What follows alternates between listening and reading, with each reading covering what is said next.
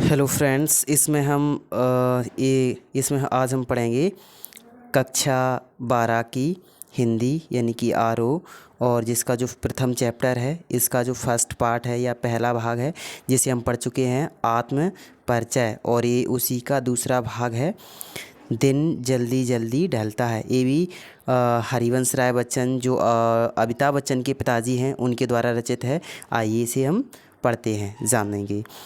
तो let's be start. तो यहाँ पर आपको बता दें कि ये चैप्टर का जो टाइटल है वो दिन जल्दी जल्दी ढलता है, यानी कि दिन है वो जल्दी जल्दी ढलता है। दैट मीन्स कि जो समय है वो जल्दी जल्दी निकल रहा है, और हर किसी को समय रहते ही अपने कार्य, अपने लक्ष्य, अपने एम, गोल या इसको उद्देश्य कुछ भी कहें, वो समय रहते ही इनको पूरा करना चाहिए। Time is gone never come back, एक इंग्लिश की कहावत भी है कि once time is gone never come back. ये समय एक बार चला गया तो लौट कर कभी नहीं आता। सॉन्ग भी है कि एक बार चली गई दूर ये बहारें, लौट के ना आएंगी गुजरी ये बहारें। आइए स्टार्ट करें। हो जाए ना पथ में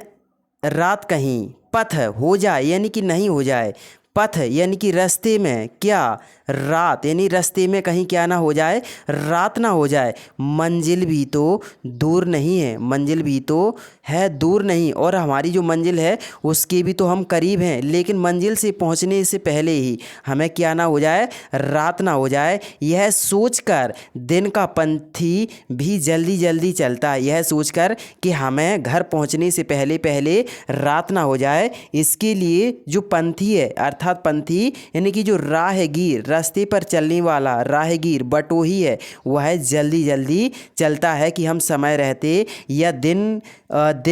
यानी दिन में ही क्या करें, अपने लक्ष्य तक पहुंच जाएं, अपने घर तक पहुंच जाएं। यानी कि घर पहुंचने से पहले पहले हमें क्या ना हो जाए, रात ना हो जाए, और दिन है वो ढल ना जाए, अर्थात रात्रि ना हो जाए। हमारा जीवन है वो व्यतीत ना हो जाए, पूरा समाप्त ना हो जाए। यानी जीवन समाप्त होने से पहले पहले हमें अपने लक्ष्यों को प्राप्त करना चाहिए, अर्थात अपने जीवन के जो महत्वपूर्ण कार्य हैं वो कंप्लीट कर लेनी चाहिए। दिन जल्दी जल्दी ढलता है, अर्थात हमें हो जाए ना पथ में रात कहीं, संसार में रात्र यानी कि हमें रास्ते में चलते चले कहीं रात ना हो जाए, अर्थात हमें अपना लक्ष्य प्राप्त करते करते हमारा पूरा जीवन ही ना निकल जाए और हम लक्ष्य को प्राप्त ना कर सकें। मंजिल भी तो है दूर नहीं, और हमारी मंजिल है वो भी हमारे करीब है, लेकिन हम अभी तक मंजिल को प्राप्त नहीं कर सके, अर्थात हमें अपना समय है वो बर्बाद नहीं करना चाहिए। यह सोचकर जो पंथी अर्थात राहगीर है वह जल्दी जल्दी चलता है और दिन जल्दी जल्दी ढलता है, और जो समय है वह तेज़ी से निकलता जा रहा है, अर्थात समय है वो किसी के लिए नहीं ठहरता, किसी के लिए नहीं रुकता, चाहे वह राजा हो या रंक हो। यहाँ तक कि सिकंदर जो इस दुनिया का महान सम्राट या राजा कहलाता है, जिसने पूरी दुनिया को जीत रखा था, वह भी मरने लगा तो अपने सभी सैनिकों से कह गया कि जब मैं अर्थी पर जाऊं तो मेरे दोनों मुट्ठियों को खोलकर खोल देना, और मेरी जो अर्थी चले जहाँ से उसके पैरों उसके नीचे पूरा सोना ही सोना बिछा देना। और जिस अर्थी को ले जाने के लिए जो कंधक लगे होते हैं, वो चारों के चारों जो कंधक हैं, वो चारों के चारों कंधक कौन हो, वैद हो, जिससे यह संसार को सबक दे सके कि जिसकी मृत्यु है वो आ चुकी, वह हर कीमत पर उसको जाना ही पड़ेगा, अर्थात जिसका समय हो चुका है उसको मरना ही पड़ेगा। यहाँ पर जल्दी जल्दी ढलने से मतलब है कि समय है वो बड़ा तेज़ी से निकल रहा है।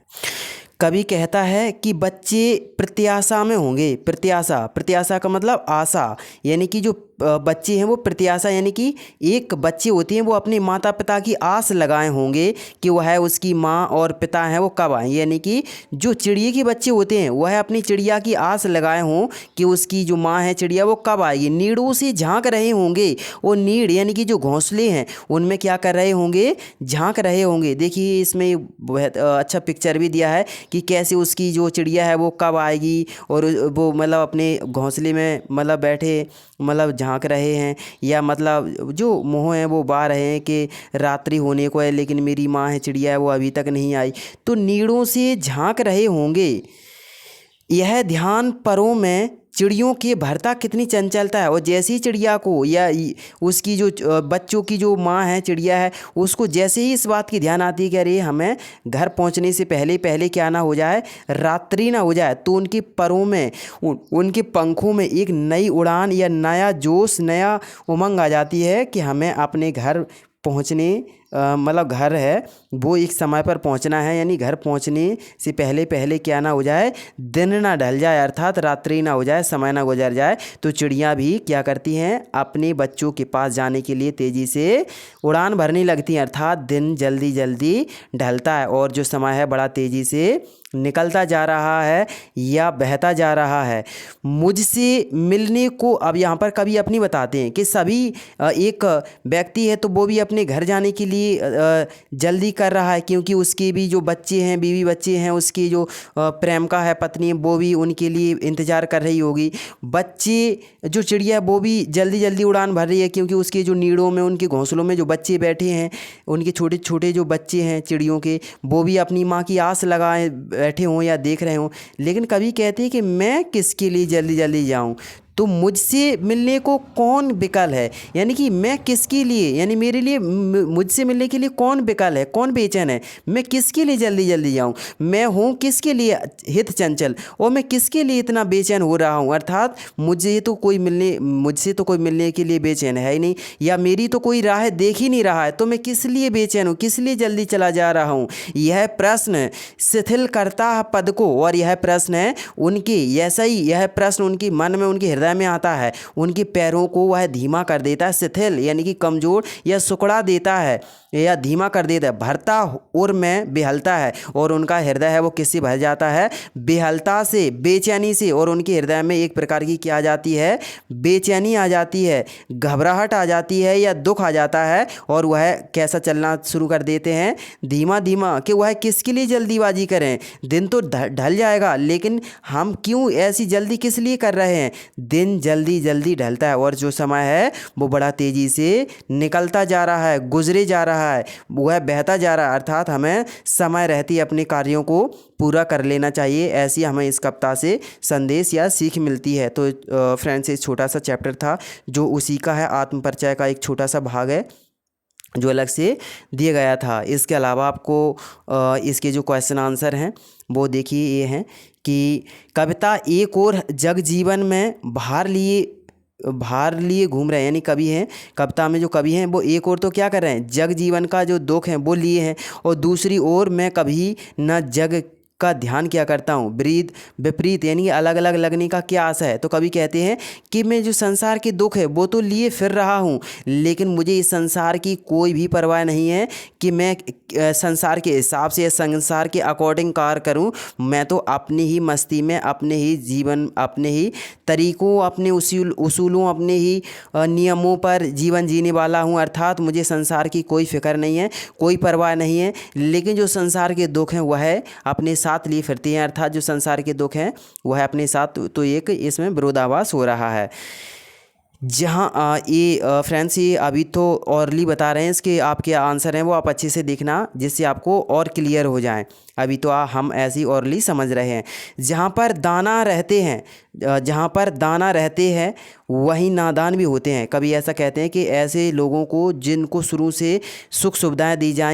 जाएं और उन्हें दुख का कभी एहसास नहीं हो, ऐसे लोग ज़िंदगी में नादान या नासमझ रहते हैं, क्योंकि उनको दुखों का एहसास नहीं होता। वह दुख नहीं जानते, वह एक पानी की कीमत तक नहीं जानते, वह भूख या एक रोटी का जो निवाला या टुकड़ा होता है उसकी कीमत भी नहीं जानते। जो छोटी सी झोपड़ी होती है उसकी कीमत भी नहीं जानते कि एक छोटी सी झोपड़ी है उसकी क्या कीमत होती है। उसकी कीमत तो वही व्यक्ति जान सकता है जिसने वह झोपड़ी खुद अपने पैरों पर खड़े होकर करके बनवाई हो, या वो अपनी मेहनत से उसको निर्माण किया हो, तो वह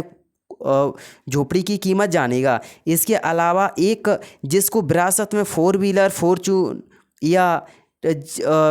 ये बहुत महंगी महंगी गाड़ियाँ होती हैं, BMW, ये सारी गाड़ियाँ मिली हूँ, वह साइकिल की कीमत क्या जानेगा कि साइकिल का वैल्यूएशन क्या होता है। साइकिल की कीमत तो उससे पूछो जिसके लाइफ में जिसके पेरेंट्स उसको छोड़कर कुछ नहीं गए थे और उसने अपने बलबूते पर साइकिल खुद खरीद कर उसको चलाई हो, तो उसने आप गैस कर सकते हैं कि उस समय उसको कैसा एहसास या क्या फीलिंग्स रही होगी उसके उसके जो हृदय में। तो इसीलिए यहाँ पर कवि कहते हैं कि जिनको दाना मिला है वह तो नादान है, वह क्या जानते हैं ज़िंदगी के बारे में। मैं और जग कहाँ का नाता है, यहाँ पर कवि कहते हैं मेरा और इस संसार का क्या नाता है, अर्थात मैं इस संसार में क्यों हूँ। तो कवि कहते हैं कि यह संसार बेशक मुझे पसंद नहीं या मैं संसार के उसूलों को मानता नहीं, लेकिन फिर भी किसी एक व्यक्ति को यदि जीना है तो उसे संसार में रहना ही पड़ेगा, या संसार में कितना ही संसार कितना भी बुरा हो लेकिन उस संसार में रहकर ही जीवन यापन किया जा सकता है। तो यहाँ पर वह इस प्रकार की बात कहते हैं कि जो जग है उस उनका जो जग से एक हमेशा या जन्म से ही नाता है और रहेगा, क्योंकि कोई व्यक्ति बिना संसार के जीवित नहीं रह सकता। अर्थात एक जो व्यक्ति है, मनुष्य है, कैसा प्राणी है, आपने कभी भी या कहीं भी पढ़ा होगा, मनुष्य एक कैसा प्राणी है, सामाजिक, यानी कि मनुष्य के रहने के लिए एक समाज जिसे सोसाइटी कहते हैं उसका निर्माण होता है। अर्थात मनुष्य है वो कैसे जीवित रहेगा, अपने और मनुष्यों के साथ देखकर, उनका जो चाल चलन, उनकी भाषा, उनकी एक्टिविटी, इनको देखकर। कोई व्यक्ति है उसको अकेला जंगल में छोड़ दो और कभी भी जिसने व्यक्तियों को, इंसानों को नहीं देखा हो, उनकी भाषा नहीं जानेगा, कपड़े तक पहनने नहीं आएंगे उसे, या उसके अलावा उसको बोलना, खाना पीना, किसी प्रकार का कोई भी डिसिप्लिन नहीं आएगा।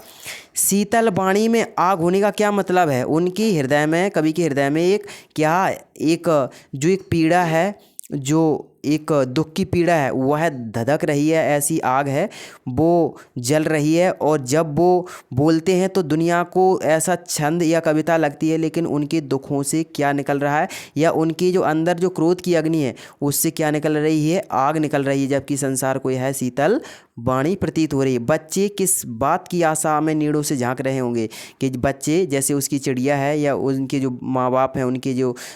पेरेंट्स है, जैसे जो नीड़ यानी घोंसलों में से जो चिड़ियों के बच्चे इसीलिए झांक रहे हैं कि अब दिन ढलने वाला है और उसकी जो माँ चिड़िया है वह आने वाली होगी।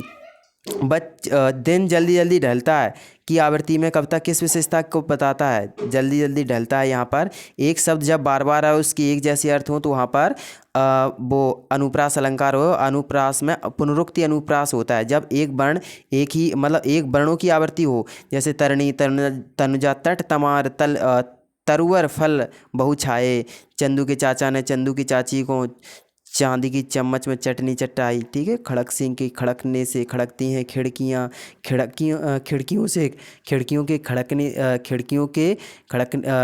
से खड़कता है खड़क सिंह। ऐसे एग्जाम्पल्स हैं जो अनुप्रास के हैं। यमक है, उपमा है, रूपक, इसमें रूपक अलंकार का भी बहुत प्रयोग किया गया है। नेक्स्ट है कि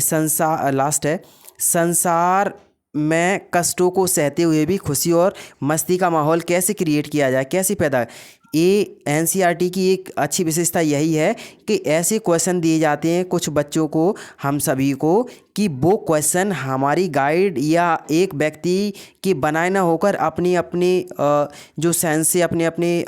मन से उसके आंसर दिए जाते हैं। जिसमें देखिए क्या क्वेश्चन किया जा रहा है कि संसार में कष्टों को सहते हुए, यानी संसार है वो कष्टों से भरा हुआ है, संसार में बहुत सारे दुख मिलेंगे, लेकिन हमें अपने जीवन में, अपने लाइफ में कैसे खुशी और मस्ती का माहौल क्रिएट करना है, ये आपको अपने अपने तरीके से बताना। हो सके तो इसके लिए कोई कमेंट्स करना जिससे सब लोगों को पता चले। हालांकि ये क्वेश्चन है वो पर्सनली होता है, आप